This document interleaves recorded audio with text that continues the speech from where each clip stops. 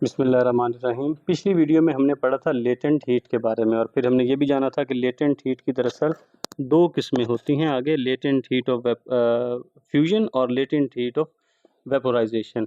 तो इसमें हमने लेटेंट हीट ऑफ वेपोराइजेशन के बारे में पढ़ना है। What is the latent heat of vaporisation? Latent heat of vaporisation से क्या मुराद है? उसमें था कि वो सॉलिड को लिक्विड में कन्वर्ट करना होता था 1 किलोग्राम को। इसमें हमने क्या करना होता है, लिक्विड को गैस में कन्वर्ट करना, यानी उससे अगली स्टेज है। उसमें हमने सॉलिड को लिक्विड में कन्वर्ट करना था, इसमें हमने लिक्विड को गैस में कन्वर्ट करना है। उसमें था मेल्टिंग पॉइंट, इसमें है जी बॉइलिंग पॉइंट। शर्त दोनों में सेम है, उसमें भी टेम्परेचर चेंज नहीं होना था और इसमें भी टेम्परेचर चेंज नहीं होना था, जो कि हम जानते हैं कि अगर फेज चेंज हो रहा है तो टेम्परेचर चेंज नहीं होगा।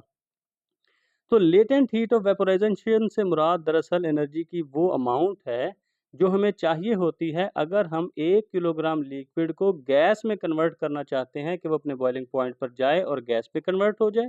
कोई लिक्विड है, वो अपने बॉइलिंग पॉइंट पे जाए और गैस में कन्वर्ट हो जाए और उसका टेम्परेचर चेंज ना हो। इसको हम कहते हैं जितनी एनर्जी हमें चाहिए होती है वो उसकी कहलाती है latent heat of vaporisation without changing it temperature. तो ये लाइन हम बता रहे हैं कि ये ऐसा नहीं है कि हमने खुद से कोई कंडीशन मेंटेन करके रखनी है, उसका टेम्परेचर तब्दील नहीं होने देना, वो होता ही नहीं है। तो हम यही बता रहे हैं कि उसका टेम्परेचर तब्दील किए बगैर ही वो एनर्जी जो है वो बॉन्ड्स को तोड़ने में जो इस्तेमाल हो रही होती है, उसको हम कहते हैं लेटेंट हीट।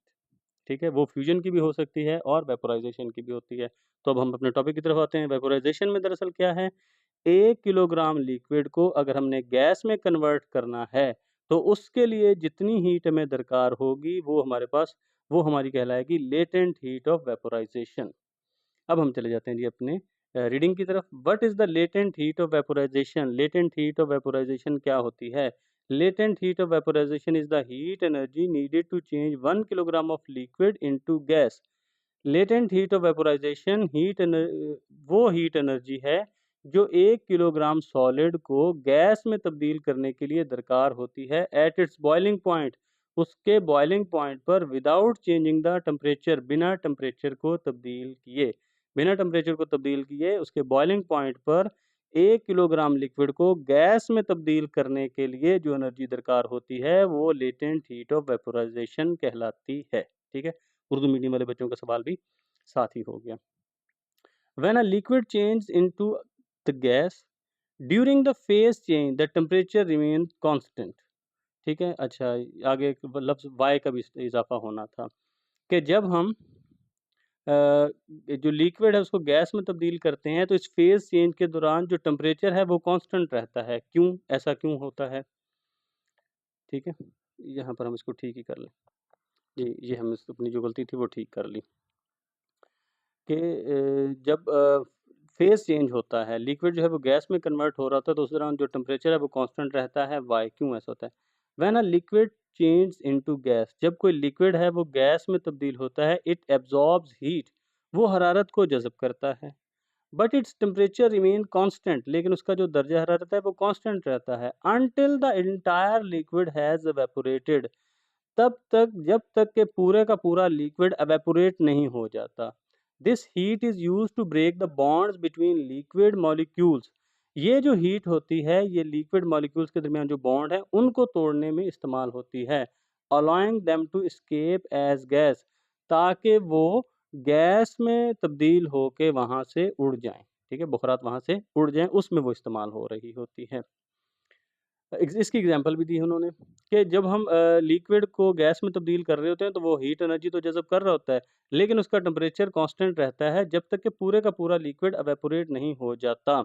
ये हरारत लिक्विड के मॉलिक्यूल्स के दरमियान बॉन्ड्स को तोड़ने में इस्तेमाल होती है ताकि बॉन्ड्स टूट जाएं और वो गैस बनकर हवा में उड़ जाएं। ठीक है? उर्दू मीडियम वाले बच्चे इसको ऐसे लिख सकते हैं। आगे है जिसकी एग्जांपल भी, the latent heat of vaporisation of water is 2.26 multiply by 10 raise to the power 6 joule per kilogram. Water की जो लेटेंट हीट ऑफ वेपोराइजेशन है वो है जी 2.2 ज़रब 10 की ताकत 6 joule per kilogram. This means 2.26 multiplied by 10 raised to power 6 joule of heat energy is needed to convert 1 kilogram of water into steam at 100 degree centigrade। इसका मतलब है कि अगर हमने 1 किलोग्राम पानी को भाप में तब्दील करना है 100 डिग्री सेंटीग्रेड पर, तो हमें इतनी अमाउंट ऑफ एनर्जी दरकार होगी, ठीक है? 1 किलोग्राम को चेंज करने के लिए हमें 2.26 ज़रब 10 की ताकत 6 जूल एनर्जी हमें दरकार होगी। The latent heat of vaporisation is expressed as, जो लेटेंट हीट ऑफ वेपोराइज़ेशन है उसको हम इस फ़ॉर्मूले की मदद से ज़ाहिर करते हैं। जिस तरह उसका था LVF था, इसका है Q is equal to MLV, where LV is latent heat of vaporisation और Q is the heat energy and M is the mass of the substance. यानी मास को और लेटेंट हीट ऑफ वेपोराइज़ेशन को आपस में मल्टीप्लाई करेंगे तो हमारे पास जो आंसर आएगा, इतनी हीट एनर्जी हमें दरकार होगी किसी लिक्विड को 100 ग्राम लिक्विड को तो उसकी गैस में कन्वर्ट करने के लिए। तो उर्दू मीडियम वाले बच्चे इस मिसाल की उर्दू किस तरह से लिख देंगे? पानी की heat latent heat of vaporisation 2.26 ज़रब 10 की ताकत 6 जूल पर किलोग्राम है। इसका मतलब है कि 1 किलोग्राम पानी को 100 डिग्री सेंटीग्रेड पर भाप में तब्दील करने के लिए 2.6 ज़रब 10 की ताकत 6 जूल हीट एनर्जी की ज़रूरत होगी। लेटेंट हीट ऑफ वेपोराइज़ेशन को इस फ़ॉर्मूले की मदद से ज़ाहिर करते हैं, Q is equal to MLV, जहाँ पे LV latent heat of vaporisation है, Q हीट एनर्जी है और M उस चीज़ का मास होता है।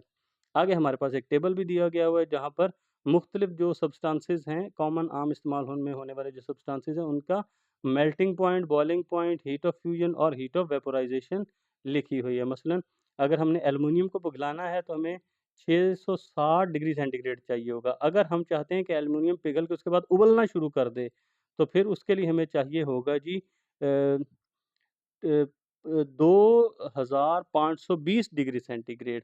तो अब हमने अगर इसको मेल्ट करना था तो उसके लिए जो 1 किलोग्राम अगर हमने एल्युमिनियम को मेल्ट करना था उसके लिए हमें 39.7 किलो जूल पर किलोग्राम हमें एनर्जी चाहिए थी। 29.7 किलो जूल हमें एनर्जी दरकार थी इसको मेल्ट करने के लिए और अगर हमने इसको वेपोराइज़ करना है तो उसके लिए हमें 10,500 किलो जूल एनर्जी दरकार होगी अगर हमने 1 किलोग्राम एल्युमिनियम को यहाँ पे अगर हमने इसको पिघलाना है और यहाँ पर अगर फिर उसको हमने वेपर्स में तब्दील करना है तो हमें इतनी एनर्जी दरकार होगी। ठीक है, ये आगे टेबल बना हुआ है कॉपर के लिए भी एक मैंने आपको समझा दिया कि इसको 1 किलोग्राम को पिघलाने के लिए इतनी, बॉयल करने के लिए इतनी। इस डिग्री सेंटीग्रेड पर जाकर वो पिघलेगा, इस पे जाके वो उबलने लगेगा। पिघलाने के लिए इतनी चाहिए और उसको उबालने के लिए इतनी एनर्जी चाहिए होगी। ये सारे कॉपर का, गोल्ड का, तो यानी इससे यहाँ हमें जो नज़र आ रहा है तो सबसे ज़्यादा तो यानी एल्युमिनियम सख्त जान है, तो ये यानी कि जल्दी नहीं इवेपोरेट नहीं होता। लेकिन पिघल फिर के वैसे जल्दी जाता है, पिघलने के लिए इसकी थोड़ी एनर्जी दरकार है, जबकि कॉपर को पिघलाने के लिए ज़्यादा दरकार है। 205 किलो जूल 1 किलोग्राम को अगर हमने पिघलाना है तो 205 किलो जूल हमें एनर्जी दरकार होती है। इसी तरह आगे helium, lead, mercury, nitrogen, oxygen, water, तो ये हमारे पास टेबल है, इसको भी आप तैयार कर लेंगे अपने MCQs के लिए।